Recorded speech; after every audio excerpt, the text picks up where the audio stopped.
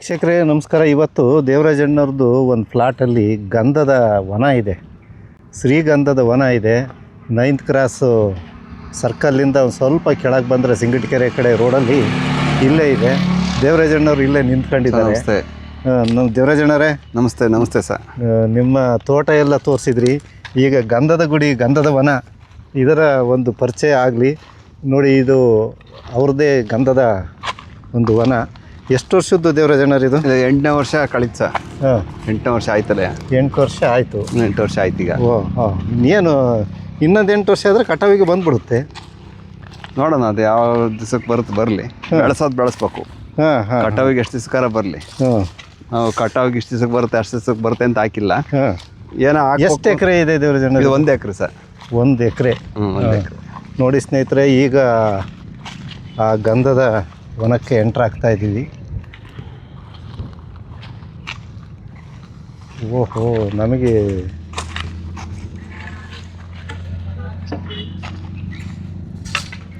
ನೋಡಿ ಹಣ್ಣಿನ ಗಿಡಗಳು ಇದ್ದಾವೆ ಇದ್ರಾಗೆ. ಹಾಂ, ಪೇರ್ಲೆ ಗಿಡ. ಹಾಂ, ಬನ್ನಿ ನೋಡಿ ಖಂಡಿತ ಭಾಳ ಖುಷಿಯಾಗುತ್ತೆ ಕಣ್ರಿ ದೇವರಾಜಣ್ಣ. ಇಷ್ಟೆಲ್ಲ ಎಲ್ಲರೂ ಯಾಕೆ ಮಾಡೋಕ್ಕಾಗಿಲ್ಲ ನೋಡಿ. ಒಂದು ಲೈನಲ್ಲಿ ಎಷ್ಟು ಬರ್ತವೆ ದೇವರಾಜಣ್ಣರು? ಇದು ಎಷ್ಟು ಎಕರೆ ಅಂದ್ರಿ? 1 ಎಕರೆ. 1 ಎಕರೆ. ಒಂದು ಲೈನಲ್ಲಿ ಎಷ್ಟು? ಎಣ್ಸಕ್ಕೆ ಹೋಯ್ತು ಸರ್, ಹಾಕೋದೊಂದು ಹಾಕಿದೀವಿ ಅಷ್ಟೇ. ಹಾಕ್ಬಿಟ್ರಿ, ಹಾಕಿದೀವಿ. ಇಷ್ಟು ಗಿಡ ಈ ಕಡೆ ಟೋಟಲ್ ಎಷ್ಟು ಗಿಡ ಅಂತಲಾರ? 420 ಗಿಡ ಇತ್ತು ಸರ್. ಹಾಂ, 420, ಒಂದು 20 ಹೋಗಿದ್ದಾವೆ. ಒಂದು 400 ಗಿಡ ಇರ್ಬೋದು ಅಂತ ನಂದಿದ್ದು. ಆಯಿತು, 400 ಗಿಡ ಇಲ್ಲಿ ಇದೆ. ಒಂದು ಗಿಡ 20 ವರ್ಷ. ಏನ್ರಿ ಹಿಂಗೆ ಬಿಟ್ಟಿದೆ ಇದು? ಫಸಲು ಜಗ್ಗಿ ಬಿಟ್ಬಿಟ್ಟಿದಾವಲ್ಲ. ಇದ್ರಾಗ 3-4 ಥರ ಪೇರ್ಲೆ ಐತೆ ಸರ್. ಇದು ಎಷ್ಟು ಪೇರ್ಲೆ, ಎಷ್ಟು ಗಿಡ ಇದೆ ಇದು? ಇದೊಂದು 100 ಗಿಡ ಇತ್ತು ಪೇರ್ಲೆ. ಓಹೋ, ತುಂಬ ಚೆನ್ನಾಗಿ ಸೀಬೆ ಗಿಡ ತುಂಬ ಚೆನ್ನಾಗಿ ಬಂದಿದ್ದಾವೆ ಬಿಡ್ರಿ. ನಮಗೆಲ್ಲ ಇದು ನೋಡಿದರೆ ಬಿಡೋಕ್ಕೆ ಮನಸ್ಸೇ ಬರಲ್ಲ. ಚೆನ್ನಾಗಿತ್ತು, ಕೈ ಕಳಿ. ಸ್ವಲ್ಪ ತಿಂದ್ಕೊಂತಾನೆ ಮಾತಾಡ್ತೀವಿ. ಉಪಹಾರ ಇದೆ. ಅಯ್ಯೋ, ಸಖತ್ತಾಗಿ ಬಿಟ್ಟಿದೆ ಬಿಡ್ರಿ. ನೋಡ್ರಿ ಎಷ್ಟು ಬಿಟ್ಟಿದೆ. ಅಯ್ಯೋ ಅಯ್ಯೋ ಅಯ್ಯೋ ಅಯ್ಯೋ, ಜಗ್ಸ್ ಬಿಟ್ಟಿದೆ. ಈ ತೋಟಕ್ಕೆ ಬಂದರೆ ಇದೇ ಊಟ. ಹಾಂ ಹಾಂ, ನೋಡ್ರಿ ಗಂಧದ ವನದಲ್ಲಿ ಅಂತರ್ಬೆಳೆಯಾಗಿ ಸೀಬೆ ಬಂದರೆ 2 ಪೇರ್ಲೆ ಬೆಳಿಗ್ಗೆ ಬಂದಾಗ ಒಂದೊಂದು ತಿನ್ನೋದು. ಅಲ್ಲ, ನಾವು ಗಂಧ ನೋಡಕ್ಕೆ ಬಂದು ಬರೀ ಸೀಬೆ ನೋಡ್ತಾ ಇದ್ದೀವಿ. ನೋಡ್ರಿ, ಇದ್ರಾಗೆಲ್ಲ ಕಾಯಾಗಿದೆ, ಜೇನುಹುಳ ಇದೆ. ಹಾಂ, ಜೇನುಹುಳ ನೋಡ್ರಿ, ಜೇನುಹುಳ ಇಲ್ಲೆಲ್ಲ. ಹೌದು, ಗಿಡ ತುಂಬ ಜೇನುಹುಳದ. ಹಣ್ಣು ಹೂವು ಆಯ್ತಲ್ಲ. ಈ ಹಣ್ಣಾದಾಗ ನಾವು ಹಣ್ಣು ತಿಂತಾ ಇರ್ತೀವಿ, ಭಾರಿ ಚೆನ್ನಾಗಿರ್ತೀವಿ. ಗಂಧ ಹಣ್ಣು ಬಂದಾಗ ಗಂಧ ಹಣ್ಣು ಸಿಗುತ್ತೆ, ಪೇರ್ಲೆದು ಎಲ್ಲ ಏನೋ ಒಂಥರ. ಇದ್ರೊಳಗಡೆಗೆ ಒಂದು 4-5 ಜೇನುಹುಳುಗಳು ಹಾರಾಡ್ತಾ ಇದ್ದಾವೆ. ಇದೆ ಗಿಡ ತುಂಬ ಜೇನುಹುಳುಗಳು. ನೋಡ್ರಿ, ಜೇನುಹುಳುಗಳಿಗೆ ಒಂದು ಆಶ್ರಯ ಒಳ್ಳೆ. ಖಂಡಿತ. ಇದು ಪೇರ್ಲೆ ಒಳ್ಳೆ ಕೊಡುಗೆ. ಇದು ಪೇರ್ಲೆ ಭಾರಿ ಚೆನ್ನಾಗಿರ್ತಾ ಇದ್ದು ತಿನ್ನಕ್ಕೆ. ವೈಟ್ ಇದು ಸೀಬೆ. ಇದು ಬೆಂಗಳೂರಾಗೆ ಕೃಷಿ ಮೇಳಕ್ಕೆ ಹೋದ ತಂದು ಹಾಕಿದ್ದೆ. ಒಂದು ಗಿಡ ಹಿಡ್ಕೊಂಡಿದ್ದೆ, ಅದಂತ 10 ಗಿಡವ. ಒಳ್ಳೆ ವೈಟ್ ಹಣ್ಣಿದು, ತಿನ್ನಕ್ಕೆ ಒಂದು ಆನಂದ ಆಗ್ತಿದ್ದು. ಎಲ್ಲಿಗೆ ಹೋದ್ರು ನೀವು ಹಿಡ್ಕೊಂಬರ್ತಾ ಇರ್ತೀವಿ. 4 ಗಿಡಗಳನ್ನು ಹಿಡಿದು ತರ್ತಾ ಇರ್ತೀರಿ. ತಂದು ಹಾಕ್ತಾ ಇರ್ತೀವಿ. ಇವನ್ನೆಲ್ಲ ಹಿಂಗೆ ಸೈಡ್ ಬ್ರಾಂಚಸ್ ಹೋಯ್ದವಲ್ಲ, ಕಟ್ ಮಾಡ್ಬೇಕು. ಅವನ್ನೆಲ್ಲ ಕಟ್ ಮಾಡ್ಬೇಕಾ? ಹಂಗೆ ಕಟ್ ಮಾಡಿದ್ರೆ ಅನುಕೂಲ. ಕಟ್ ಮಾಡ್ದೋದ್ರೆ ಜಾಸ್ತಿ ಕಾಯಿ ಬಿಡುತ್ತೆ. ಅಲ್ಲ, ಇರೋದಲ್ಲ ಗಂಧದ್ದು ನಾನು ಹೇಳ್ತೀನಿ. ಗಂಧದ್ದು ಅವಾಗ ಒಂದು ಸ್ವಲ್ಪ ದಿವಸ ಕಟ್ ಮಾಡಿದೆ. ನೋಡ್ರಿ, ಇಷ್ಟು ಬ್ರಾಂಚಸ್ ಬಂದಿದೆ. ಇನ್ನು ಬಂದರೆ ಒಳ್ಳೇದು ಅಲ್ವೋ? ಕೆಲವರು ಬ್ರಾಂಚಸ್ ಬಂದರೆ ಒಳ್ಳೇದು ಅಂತಾರೆ, ಕೆಲವರು ಕಟ್ ಮಾಡಬಾರ್ದು ಅಂತಾರೆ, ಕೆಲವರು ಕಟ್ ಮಾಡಿ ಹೋಗಕ್ಕೆ ಬಿಡ್ಬೇಕು ಅಂತಾರೆ. ಹಂಗಾಗಿ ನಾನು ಸ್ವಲ್ಪ ಕಟ್ ಮಾಡಿದ್ದೆ. ಕೆಲವು ಸ್ಟ್ರೈಟ್ ಹೋಯ್ದಾವೆ, ಕೆಲವು ಸ್ವಲ್ಪ ಕಟ್ ಮಾಡ್ದಂಗೆ ಬಿಟ್ಟಿದ್ದೆ. ಈ ಥರ ಹಿಂಗೆ ಆಯ್ದವು. ನೋಡ್ರಿ, ನನಗೆ ಅದೇ ಇದು ಬಗ್ಗೆ ಸ್ವಲ್ಪ, ಯಾಕೆಂದ್ರೆ ಬೇಗನೆ ಕ್ರಮ ತಗೊಳ್ಳೋದು ಒಳ್ಳೇದು ಅಲ್ವಾ? ಕೆಳಗಡೆ ಬ್ರಾಂಚಸ್ಸು ಜಾಸ್ತಿ ಆಗಿಬಿಟ್ರೆ ಹೈಟ್ ಹೋಗ್ಲಾರ್ದು. ಹೈಟ್ ಹೋಗಲ್ಲ, ಆಮೇಲೆ ಕೆಳಗೆ ಅಳ್ಕೊಳುತ್ತೆ.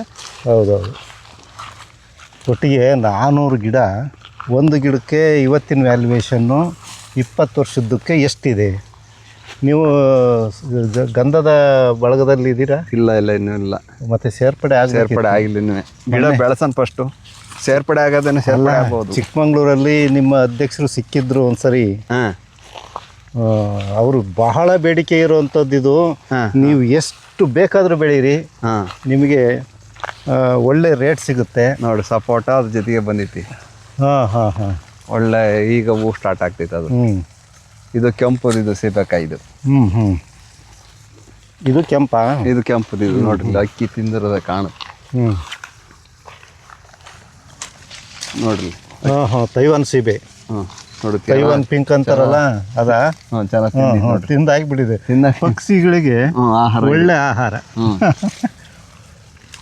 ಅವನ್ನ ಸಾಕ್ಬೇಕು ತಾಳಿ. ಅವ್ರನ್ನೂ ಸಾಕ್ಬೇಕು. ನೋಡಿ ಅವೆಲ್ಲ ತಿಂದರು, ಅಕ್ಕಿ ಪಕ್ಷಿ ತಿಂದ. ಇದು ಒಳ್ಳೆ ಚೆನ್ನಾಗಿರುತ್ತೆ, ಟೇಸ್ಟ್ ಒಳ್ಳೆ. ನೀರು ಬೀಳುತ್ತೆ ಕಡೆಗೆ ಈ ಥರ ತಿಂತಾ ಇತ್ತು. ಇದ್ರಾಗ 3-4 ಥರ ಸೀಬೆಕಾಯಿ ಐತಿ. ವೈಟು ಒಂದಿದು. ಒಟ್ಟಿನಲ್ಲಿ ನಿಮ್ಮದು ಗಂಧದ ಗಿಡಗಳು ಎಲ್ಲವೂ ಚೆನ್ನಾಗಿ ಬಂದಿದ್ದಾವೆ, ಯೂನಿಫಾರ್ಮ್ ಇದ್ದಾವೆ. ಎಲ್ಲೋ ಒಂದೊಂದು ಸ್ವಲ್ಪ ವೀಕ್ ಇದಾವೆ. ಅದಕ್ಕೆ ಸಪೋರ್ಟಿಂಗ್ ಗಿಡ ಇನ್ನೂ ಸಿಕ್ಕಿಲ್ಲ. ಈಗ ನೆಕ್ಸ್ಟ್ ದೇವರಾಜಣ್ಣ, ನಮಗೆ ವೀಕ್ಷಕರಿಗೆ ಅದು ಮಾಹಿತಿ ಬೇಕು ಕಣಪ್ಪ. ಸಪೋರ್ಟಿಂಗ್ ಗಿಡ ಅಂದ್ರೆ ಏನು? ಈ ಸಪೋರ್ಟ್ ಇದು ಪರಾವಲಂಬಿದು, ಬೇರೆ ಗಿಡದ ಆಶ್ರಯ ಬೆಳೆ ಅಂತದ್ದು. ಇದಕ್ಕೆ ಎಷ್ಟು ಗಿಡ ಹಾಕ್ತಿವಿ ಅಷ್ಟು ಒಳ್ಳೇದು. ಅದ್ರ ಪಕ್ಕಕ್ಕೆ ಅದ್ರೊಳಗೆ ಬಟ್ ಬೇರೆ ತುಂಬಿರ್ಬೇಕು. ಹಂಗಾಗಿ ಸೀಬೆ ಗಿಡ ಹಾಕಿದ್ದು. ಈಗ ನೆಕ್ಸ್ಟ್ ಇದು ಇದಾಕ ಕೋಕ ಹಾಕೋಣ ಅಂತ ಪ್ಲಾನ್ ಮಾಡಿದ್ವಿ. ಇದ್ರೊಳಗೆ ಬೀಚ್ ಸಾಲಿಗೆ ಕೋಕೋ, ಈ ಬೀಚ್ ಸಾಲಿಗೆ, ಈ ಬೀದಿ 2 ಸಾಲುಗಳ ನಡುವೆ ಒಂದು ಸಾಲು ಕೋಕೋ. ಆಮೇಲೆ ಚಕ್ಕೆ ಗಿಡ, ಚಕ್ಕೆ ಗಿಡ ಇಲ್ಲಿ ಮಧ್ಯಕ್ಕೆ ಒಂದೊಂದು ಹಾಕೋಣ ಅಂತ. ಇದು ಫುಲ್ ಆಗ್ಬಿಡ್ಬೇಕು, ಜಾಗ ಖಾಲಿ ಇರಬಾರ್ದು. ಈ ತರ ಕೂಡ್ಬೇಕು ಹಿಂಗೆ, ಹಿಂಗೊಂದು ಎಲ್ಲ ಹಾಕ್ಬಿಟ್ಟು ಕೂಡಿಸ್ಬೇಕು ಅಂತ ಪ್ಲಾನಿಂಗ್ ಇದೆ. ಈಗ ಏನೇನೋ ದೊಡ್ಡ ದೊಡ್ಡ ಪ್ಲಾನ್ ಇಟ್ಕೊಂಡಿದ್ದೀರಪ್ಪ. ಇದು ಯಾವುದು ಖಾಲಿ ಇರಬಾರ್ದು ಅಂತ. ಇಲ್ಲಿಗೆ ಇದ್ರ ಪತ್ರೆ, ಇದು ಚಕ್ಕೆ ಗಿಡ ಈ ಮಧ್ಯೆ ಅಂದ್ರೆ 2 ಮಧ್ಯೆ ಒಂದು ಸಾಲು. ಇದು ಕೋಕೋ, ಇದು ಕೋಕ ಹಾಕೋಣ ಅಂತ. ಈಗ ಮುಂಗಾರು ಮಳೆ ಬೀಳುತ್ತಲ್ಲ ಅವಾಗ. ಹಾಗೆ ಇಲ್ಲಿ 2 ಗಿಡದ ನಡುವೆ ಒಂದು ಚಕ್ಕೆ ಗಿಡ ಇದು ಮಧ್ಯಕ್ಕೆ ಈ ರೀತಿ ಪ್ಲಾನ್ ಮಾಡಿ ಬೀಚ್ ಸಾಲಿಗೆ ಕೋಕ ಹಾಕ್ಬಿಡೋದು. ಬೀಚ್ ಸಾಲಿ ಕೋಕೋ ಹಾಕ್ಬಿಟ್ಟು, ಕೋಕದಾಗೆ ಎಲೆ ಚೆನ್ನಾಗಿ ಉದುರುತ್ತಂತೆ. ಜಾಯಿಕಾಯಿ ಕೋಕನು ಚೆನ್ನಾಗಿರುತ್ತೆ. ನಮಗೆ ಗೊಬ್ಬರನೂ ಆಗುತ್ತೆ. ಬೇಸಾಯ ಮಾಡೇ ಇಲ್ಲಲ್ಲ? ಬೇಸಾಯ ಬಿಟ್ಬಿಟ್ಟಿದೀವಿ, ಝೀರೋ ಮಾಡ್ಬಿಟ್ಟಿದೀವಿ. ಒಳ್ಳೆ ನೀರು ಕುಡಿತೈತಿ.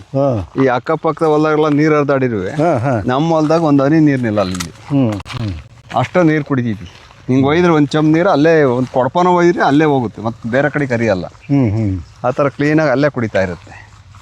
ಮಳೆಗಾಲದಲ್ಲಿ ಎಷ್ಟು ನೀರು ಬಂದರೂ ಹೊರಗೆ ಹೋಗಲ್ಲ. ಹಂಗೆ ಅಲ್ಲೇ ಡ್ರೈ ಆಗ್ತಿರುತ್ತೆ ನೀರು. ಎಂತ ಮಳೆ ಬಂದರೂ ನೀರು ಹರಿದು ನಿಲ್ಲಲ್ಲ ಎಲ್ಲಿ. ಅಲ್ಲೇ 1 ಗಂಟೆ ಒಳಗೆ ಫುಲ್ ಮಾಮೂಲಿ ನೆಲ್ಕೊಂಡಂಗೆ ಕಾಣ್ತಿರುತ್ತೆ. ಈ ಜಲ್ಡಿಯಾಗ ಹೆಂಗೆ ನೀರು ಹಾಕ್ತಾ ಹೋಗುತ್ತೆ ಆ ಥರ ಹೋಗ್ಬಿಡುತ್ತೆ ಎಲ್ಲದು. ನಿಮ್ಮ ಸೀಬೆ ಗಿಡಗಳು ಮಾತ್ರ ಅದ್ಭುತ. ಸೀಬೆ ಗಿಡ ಸಪೋಟನು ಹಾಕಿದ್ರೊಳಗೆ. ಮತ್ತೆ ಸಪೋಟ ನೋಡಿ, ಸಪೋಟ ಇದು ಫಸಲು ಬಿಟ್ಟಿತ್ತಾ? ಬಿಡ್ತೈತಿ. ಈಗೆಲ್ಲ ಖಾಲಿ ಆಯ್ತು, ಮತ್ತೆ ಹೂವು ಆಯ್ತು ನೋಡಿ. ಹೂವು ಆಗಿತ್ತಾ ಇದೆ ನೋಡ್ರಿ, ಹೂವು ಆಯ್ತು. ಇದೆಲ್ಲ ಖಂಡಿತ. ಹಿಂಗೆ ಅದಕ್ಕೆ ಹೇಳ್ತಿದ್ರು ನಮ್ಮ ಮೈಲ್ಮನೆ ತಿಮ್ಮಯ್ಯ ಅಂತಿದ್ದಾರೆ, ಅದ್ಭುತ ವಾಗ್ಮಿಗಳು. ತೋಟಕ್ಕೆ ಮಕ್ಕಳು ಮರಿ ಯಾರು ಹೋಗ್ಬೇಕು ಅಂದ್ರೆ ಆಕರ್ಷಣೆಯಾಗಿ ಹಣ್ಣಿನ ಗಿಡಗಳು ಇರಬೇಕು. ತೋಟಕ್ಕೆ ಬಂದ್ರೆ ಅದೇನೋ ಒಂದು ಖುಷಿ, ಏನೋ ಒಂದು ಸಿಗುತ್ತೆ, ಏನೋ ಒಂದು. ಹೌದು, ಏನೂ ಇಲ್ಲ ಅಂದ್ರೆ ಸುಮ್ಮನೆ ತೋಟಕ್ಕೆ ಹೋಗೋದು ಬರೋದು ಅಂದ್ರಲ್ಲಿ ಏನೂ ಇರಲ್ಲ. ನೋಡ್ರಿ, ಬಂದರೆ ಸೀಬೆಕಾಯಿ ಸಿಗುತ್ತೆ, ಸಪೋಟೊ ಬಂದಿರುತ್ತೆ, ಇನ್ನೇನು ಹಣ್ಣು ಒಂದೊಂಥರ ವೆರೈಟಿ ಇದ್ದೇ ಇರುತ್ತೆ. ಯಾರೇ ಬಂದರೂ ಈಗ ನಿಮಗೆ ಅಲ್ಲಿ ಹೋಟ್ಲಿಗೆ ಕರ್ಕೊಂಡೋಗಿ ಕಾಫಿ ಕುಡ್ಸೋಕ್ಕಲ್ಲ, ಟೀ ಕುಡ್ಸೋಕ್ಕಲ್ಲ. ಇಲ್ಲಿ 2 ಪೇರ್ಲೆಕಾಯಿ ಕೊಟ್ಬಿಟ್ರೆ ತಿಂದು ಆರಾಮಾಗಿ, ಹೌದು, ನೆಲದಾಗ ಕುತ್ಕೊಂಡು ಆರಾಮಾಗಿ ಆರೋಗ್ಯಕ್ಕೂ ಅನುಕೂಲ ಆತಂತೀರಾ, ಇದಕ್ಕೂ ಅನುಕೂಲ ಆಗ್ತಿರ್ತೀರ. ನಾವು ಅಲ್ಲಿ ಹೋಗಿ 10 ರೂಪಾಯಿ 20 ರೂಪಾಯಿ ನಿಮಗೆ ಕರ್ಕೊಂಡೋಗಿ ಅದೆಲ್ಲ ಕೊಡಿಸಿ ಕರ್ಕೊಂಬರೋದಕ್ಕಿಂತ ನಮ್ಮ ತೋಟ ಕರ್ಕೊಂಬಂದ್ರೆ ಚೆನ್ನಾಗಿ. ಇದು ಶ್ರೀಗಂಧದ ಗಿಡಗಳು ಬಂದಿದ್ದಾವೆ ಅಂದರೆ ಕೆಲವಂತೂ ತುಂಬ ಚೆನ್ನಾಗಿ ಬಂದಿದ್ದಾವೆ. ನೀವು ಬೇಗನೆ ಸ್ವಲ್ಪ ಇದ್ರ ಬಗ್ಗೆ ತಜ್ಞರನ್ನು ಕಂಡು ಕ್ರಮ ವಹಿಸ್ಬೇಕು. ಏನು ಪ್ರೋನಿಂಗ್ ಮಾಡೋ ಇದು ಇದೆಯಲ್ಲ, ಸೈಡ್ ಬ್ರಾಂಚಸ್ ಇದಾವಲ್ಲ, ಅವನ್ನ ತೆಗಿಯೋದ್ರ ಬಗ್ಗೆ. ಇಲ್ಲ, ಕೆಲವೆಲ್ಲ ಬಿಟ್ಟಿದ್ದು ನೋಡ್ರಿ, ಸೈಡ್ ಬ್ರಾಂಚಸ್ ತೆಗೆದಿಲ್ಲ, ಅದು ಹಂಗೆ ಐತಿ. ತೆಗಿಬೇಕು ಅಂತ ನಾನು ಹೇಳೋದು. ತೆಗಿಬೇಕಾಗಿತ್ತು, ಕೆಲವು ತೆಗಿಬಾರ್ದ್ರಿಂದ್ರು ಅಲ್ಲಿಗೆ ಬಿಟ್ಟು ಅಷ್ಟೇ. ಅದಕ್ಕೆ ಅದನ್ನ ನಮಗೂ ಗೊತ್ತಿಲ್ಲ, ಅದ್ರ ಬಗ್ಗೆ ತಜ್ಞರನ್ನ ತಿಳ್ಕೊಳ್ರಿ, ಕೇಳಿದವ್ರನ್ನ. ತೆಗೆದ್ರೆ ಏನು ಸಮಸ್ಯೆ ಇಲ್ಲ, ತೆಗಿದಂಗಂತೂ ಸಮಸ್ಯೆ ಇಲ್ಲ ಅಂದ್ರು. ಹೌದಾ? ನಮಗೆ ತೆಗೆದ್ರೆ ಏನಪ್ಪಾ ಅಂದ್ರೆ ಹಿಂಗೆ ಓಡಾಡಕ್ಕೆಲ್ಲ ಅನುಕೂಲ ಆಗುತ್ತೆ, ಬೇರೆ ಗಿಡ ಹಾಕಕ್ಕೆ ಅನುಕೂಲ ಆಗುತ್ತೆ ಅನ್ನೋ ದೃಷ್ಟಿಯಿಂದ ತೆಗೆದು ನಾನು. ಕೆಳಗೆಲ್ಲ ಅಳ್ಕೊಂಡ್ರೆ ಓಡಾಡಕ್ ಬರಲ್ಲ, ನಮಗೂ ಬೇರೆ ಗಿಡ ಹಾಕಕ್ಕೆ ಅನುಕೂಲ ಆಗಲ್ಲ. ಹಂಗಾಗಿ ಒಂದು ಸ್ವಲ್ಪ ಮೇಲೆ ಹೋದ್ಮೇಲೆ ಅದು ಹೆಂಗಾರ ಹೋಗಲ್ಲ. ಅದು ಶ್ರೀಗಂಧ ಎಷ್ಟೋ ಗಿಡಗಳಲ್ಲಿ ಎಲ್ಲ ಕಾಯಿ ಹಣ್ಣಾಗಿದೆ. ಸಿಕ್ಕಾಪಟ್ಟೆ ಕಾಯಿ ನಮ್ಮ ಏರಿಯಾದಾಗೆಲ್ಲ ಶ್ರೀಗಂಧ ಆಯ್ತು ಈಗ. ಯಾವ ಬೇಲಿ ಸಾಲ ನೋಡಿದ್ರು ಶ್ರೀಗಂಧ ಎಲ್ಲ ಇಲ್ಲೇ ಬೀಜನೇ. ಇಲ್ಲೇ ಬೀಜನ ಹಣ್ಣು ತಿಂದು ಹೋಗ್ತವೆ. ಎಲ್ಲಿ ನೋಡ್ರು ಬೇಲಿ ಸಾಲು, ಎಲ್ಲಿ ನೋಡು ಶ್ರೀಗಂಧ. ಹಂಗೆ ಬೆಳೆದ್ರೆ ನಮಗೂ ಅನುಕೂಲ. ಎಲ್ಲ ತಳು ಬೇಲಿ ಅಲ್ಲಿ ಇಲ್ಲಿ ಎಲ್ಲ ತಳು ಬೆಳೆದ್ರೆ ಎಲ್ಲ ರೈತರು ತೋಟದಾಗೂ ಶ್ರೀಗಂಧ ಆಗ್ಬಿಡುತ್ತೆ. ಹೌದು, ಅವತ್ತು ಅಲ್ಲೇನೋ ಅವಾಗ ನಮ್ಮ ಕನ್ನಡ ನಾಡು ಚಂದನವನ ಆಗುತ್ತೆ. ಚಂದನವನ ಆಗುತ್ತೆ. ಅಲ್ಲಿ ನೋಡಿದ್ರಲ್ಲ ತೋಟದಾಗ, ಯಾರು ತೋಟ ನೋಡ್ರು ಬೇಲಿ ಸಾಲಾಗಿ. ಎಲ್ಲಿಂದ ಬಂತು ಬೀಜ? ಇದು ದೇವರಜನ ತೋಟದಿಂದ ಬಂದೈತಿ. ಸತ್ಯ. ಶ್ರೀಗಂಧದ್ದು ಇಲ್ಲಿ ಶ್ರೀಗಂಧ ಇರ್ಲಿಲ್ಲ. ಯಾವ ಬೇಲಿ ಸಾಲಾಗೂ ಇಲ್ಲಿ ನಮ್ಮ ಕಡೆ ಇರ್ಲೇ ಇಲ್ಲ. ಈಗ ಎಲ್ಲ ನಮ್ಮ ಊರಾಗೆಲ್ಲ ಶ್ರೀಗಂಧ ಆಗ್ಬಿಟ್ಟಿದೆ. ಬೇಲಿ ಸಾಲಾಗೆ ಅಲ್ಲಿ ಇಲ್ಲಿ. ಬೇಲಿ ಸಾಲಾಗೆ ಇನ್ನೂ ಚೆನ್ನಾಗಿ ಬರ್ತಿದ್ವು. ಹಾಕಿದ್ಕಿಂದಲೂ ಬೇಲಿ ಸಾಲಾಗೆ ಬಂದ್ಬಿಡುತ್ತೆ. ಇದು ನುಗ್ಗೆ, ಈ ಭಾಗ್ಯ ತಳಿ ಅಂತಾರೆ ನೋಡ್ರಿ. ಎಷ್ಟು ಬಂತು ನೋಡ್ರಿ ಅದು ನುಗ್ಗೆಕಾಯಿ. ಬೀಜಕ್ಕೆ ಬಿಟ್ಟಿದ್ದೀನಿ ನಾವು, ದಪ್ಪದ ಕಾಯಿ ಹಂಗೆ ಇರಲಿ ಬೀಜ ಮಾಡಿ ಸೊಸಿ ಮಾಡೋಕ್ಕಂತಲೇ. ಮಾತ್ರ ಎಲ್ಲಿ ನೋಡಿದ್ರು ಹಣ್ಣ ಕಾಯಿ ಆಗ್ತೈತಿ ನೋಡ್ರಿ. ಎಷ್ಟು ಹಣ್ಣಾದವಂತಲೂ ಅಕ್ಕಿಗಳು ಸಿಕ್ಕಾಬಿಡ ಅಕ್ಕಿಗಳು ಬಂದ್ಬಿಡ್ತಾವೆ. ಇನ್ನೊಂದು ತಿಂಗಳು ಹಣ್ಣಾಗ್ಬಿಡುತ್ತೆ. ಸ್ವಲ್ಪ ದಿನ ಚೆನ್ನಾಗಿ ಹಣ್ಣಾಗುತ್ತೆ. ಹಣ್ಣಾದಾಗ ಅಕ್ಕಿಗಳು ಗಂಧದ ಹಣ್ಣಿಗೆ ಪಕ್ಷಿ ಒಳ್ಳೆ ಟೇಸ್ಟ್ ಇರುತ್ತೆ. ನೇರಳೆ ಹಣ್ಣು ತಿಂದಂಗೆ ಇಲ್ಲ, ಭಾಳ ಚೆನ್ನಾಗಿರುತ್ತೆ. ನಾನು ಟೇಸ್ಟ್ ನೋಡಿದ್ದೀನಿ. ಒಂದೆರಡು ಎಲ್ಲೆಲ್ಲೋ ಒಂದು ಕಂಡು ಹಣ್ಣುಗಳು ತೋರಿಸ್ಬೇಕು ನಮ್ಮ ವೀಕ್ಷಕರಿಗೆ ಹೆಂಗಿರುತ್ತೆ ಅಂತ. ಸೇಮ್ ನೇರಳೆ ಹಣ್ಣು ದಪ್ಪ ಇರುತ್ತೆ, ಸಣ್ಣ ಸೈಜ್ ಇರುತ್ತೆ ಅಷ್ಟೇ. ತಿನ್ನೋಕ್ಕೂ ಚೆನ್ನಾಗಿರುತ್ತೆ, ನಾವು ತಿನ್ಬೋದು. ಹಣ್ಣು ನಾವು ಬಂದಾಗ ಒಳ್ಳೊಳ್ಳೆ ಸೆಲೆಕ್ಷನ್ ಹಣ್ಣುಗಳ ಹಾತ್ಕೊಂಡು ತಿಂತೀವಿ ನಾವು. ತಂಪಾಗತ್ತಂತಾರ, ತಿಂದ್ರೆ ಏನೋ ಒಂಥರ ಬಾಯಿಗೆ ಇದಾಗತ್ತಂತಾರ.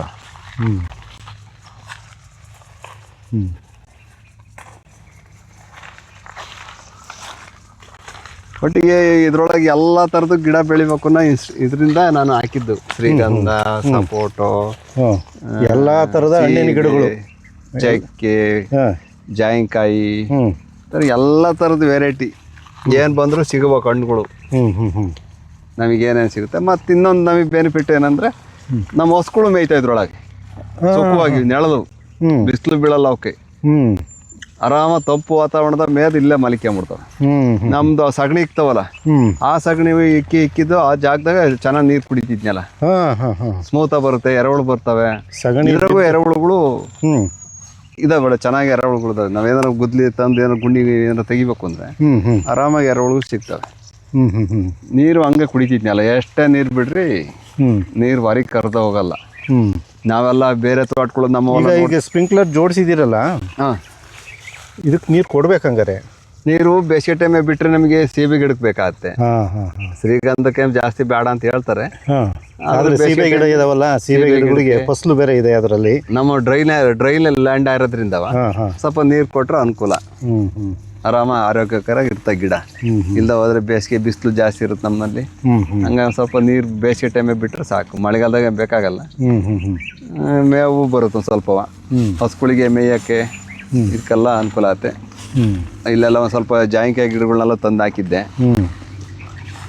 ನೋಡಿ. ಇಲ್ಲೆಲ್ಲ ಜಾಯಿಕಾಯಿ ಗಿಡ, ಇಲ್ಲೆಲ್ಲ ಇದು ಒಟ್ಟಿಗೆ ಏನೇನು ಸಿಗ್ತದೆ ಎಲ್ಲ ಗಿಡನೂ ಹಾಕಕ್ಕೆ ಅನುಕೂಲ ಆಗುತ್ತೆ. ಒಟ್ಟಿನಲ್ಲಿ ದೇವರಾಜಣ್ಣರು ತುಂಬ ವಿಶೇಷವಾಗಿ ತೋಟವನ್ನು ಮಾಡ್ತಾ ಇದ್ದೀರಿ. ಮತ್ತು ಈಗ ಎಲ್ಲ ಸೋಲಾರ್ ಬೇರೆ ಬಂತು. ಸೋಲಾರ್ ಇಲ್ಲಿಗೆ ಹಾಕ್ಸ್ತಾ ಇದ್ದೀರಾ? ಸೋಲಾರ್ ನೋಡಿ ಸರ್, ಇದೆಲ್ಲ ಸೋಲಾರ್ದು ಇಲ್ಲಿ ಸರ್ಕಾರದಿಂದ ಒಂದು ಎಷ್ಟು ಕಟ್ಟಿದ್ರಿ? ಅದು 81,820 ರೂಪಾಯಿ ಕಟ್ಟಿದ್ದೆ ಸರ್. ಎಷ್ಟು HP ಮೋಟ್ರಿಗೆ? 700 HP ಮೋಟ್ರಿಗೆ. ಎಲ್ಲ ಕಂಬ ಗುಟ ಎಲ್ಲ ಕೊಟ್ಟಾರೆ. ಮೋಟ್ರು ಪೈಪ್ ಎಲ್ಲ ಅವ್ರದ್ದೇ ಇರುತ್ತೆ. ನಮ್ದೇನು 20% ಕಟ್ಬೇಕಾಗತ್ತೆ. ಇನ್ನು 80% ಕೇಂದ್ರ ಸರ್ಕಾರ, ರಾಜ್ಯ ಸರ್ಕಾರ ಎರಡು ಕಡೆಯಿಂದ ಕೊಡುತ್ತೆ. ನಮಗೆ ಸೋಲಾರ್ ಇಂದ್ರೆ ಬೇಸಿಗೆಲ್ಲ ನಮಗೆ ನೀರು ಬೇಕಾಗಿರೋದು. ಯಾವ ಕರೆಂಟ್ ಹೋತು ಕಾಯಿ ನಂಗಿರಲ್ಲ. ನಾನು ಮೊದ್ಲಿಂದಲೂ ಸೋಲಾರ್ ಮಾಡ್ಸೋಣ ಅಂತಿದ್ದೆ. ಅದು ಹೆಂಗೋ ಸರ್ಕಾರದಿಂದ ಬಂದದ್ದು ನಮಗೊಂದೊಂದು ವರದಾನ ಆದಂಗೆ ಆಯ್ತು. ಬೇಸಿಗೆ ಟೈಮೇ ಬೇಕಾಗಿರೋದು ನೀರು. ಹಂಗಾಗಿ ಮೋಟ್ರು, ಪೈಪು, ಕೇಬಲ್ ಎನಿವನ್ನು ಅವರೇ ಕೊಡ್ತಾರೆ. ನಾವೇನು 20% ಕಟ್ಟಿರೆ ಸಾಕು. ಎಲ್ಲ ಕಂಬ ಎಲ್ಲ ಕೊಟ್ಟು ನೆಟ್ಟೋಯ್ದಾರೆ. ಇನ್ನೇನು ಇನ್ನೊಂದು 2-3-4 ಒಳಗೆ ಇನ್ಸ್ಟಾಲ್ ಮಾಡಿ ಕೊಡ್ತಾರೆ. ಅವಾಗ ನಮಗೆ ಅನುಕೂಲ ಆಗ್ಬಿಡುತ್ತೆ ನೀರಿಗೆ. ಓಕೆ, ಇದೊಂದು ನೀರಿಂದ ಸಮಸ್ಯೆ. ಸೋಲಾರ್ದು ಇದಾದ್ಮೇಲೆ ಗಂಧದ್ದು ತುಂಬ ಚೆನ್ನಾಗಿ ಬಂದಿದೆ. ಆಮೇಲೆ ಇದು ಸೀಬೆ ಗಿಡಗಳು ತುಂಬ ಅದ್ಭುತವಾಗಿ ಬಂದವೆ. ವಿಶೇಷವಾದ ನಮ್ಮ ಬಯಲು ಸೀಮೆಯ ಗಂಧದ ಗುಡಿ ನಿಮ್ಮದು, ಗಂಧದ ವನ.